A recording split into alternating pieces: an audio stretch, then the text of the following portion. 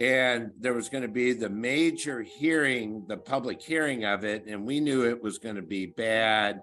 We NIMBYism always bad. There was easily 450 people there. The people were booing and hissing. People were yelling all sorts of mean, nasty, ugly things that were not PG-13. This goes on for about 3 hours. And so I don't know what I was thinking, but I just got up. I turned to the audience and I go, who of you, hate this the most? And they're like, yeah, they were sort of yelling. And I said, well, sir, you've been talking a lot. What's your name? And I sort of picked out 10 people who were like the ringleaders of these different groups. And I said, and I asked them, and I really breaking protocol because I was no longer facing the electeds, the appointeds and such. And I said, have you all ever been to one of these facilities? Since you're telling me how horrible this is and how bad it is, have you ever been to one? And I go, and if you can share which one you went to. And none of them had been anywhere, and they didn't want to answer the question. And I said, I got an idea, Chair. I would like to fund a trip for 10 people, the 10 most against this in the audience, and take them to go see 3 different places, and then let's see what they think afterward. And we ended up deciding we're only going to go to Father Joe. And we toured the whole thing. Father Joe took the time, his staff, to tour us all the way through. And then he had a 2-hour meal with everybody. That these are the 11 of the 12 most hated of Haven for Hope. And he just started talking to him. And I'm just sitting over in the corner, and it's at his old house right on campus. And he just starts talking to him. And he goes,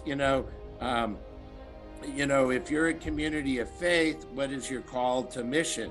What does the Bible say? And we spent a lot of time in Matthew, and he walked through that. And then he said, so what are your fears? And he sits there and he says, I live on my own campus. I live right here in this house. And he just went through every single question a person had, every single one. And you could just see this group melting. I mean, just see him melting, because he was just taking one. He was so calming in the way. Then he took everybody on one more tour and said, all right, this is why we put the gate here. This is why we did, to all his questions. And so we fly everybody back, and we didn't know what was going to happen. Every one of the 11 were now in support of Haven for Hope.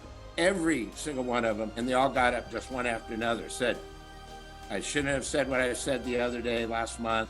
And then one of them spoke on behalf of the other 5 who didn't, and said, all 11 of us that went out were in support of it. So I call up Father Joe, and I said, I just want to thank you so much for helping us get this passed. Without him, we don't win our zoning. We don't win our planning. We don't win the city council vote without what he did. And he literally spent about 6 hours with the most vicious, mean group of people, and won them over so much that they became spokespeople for us.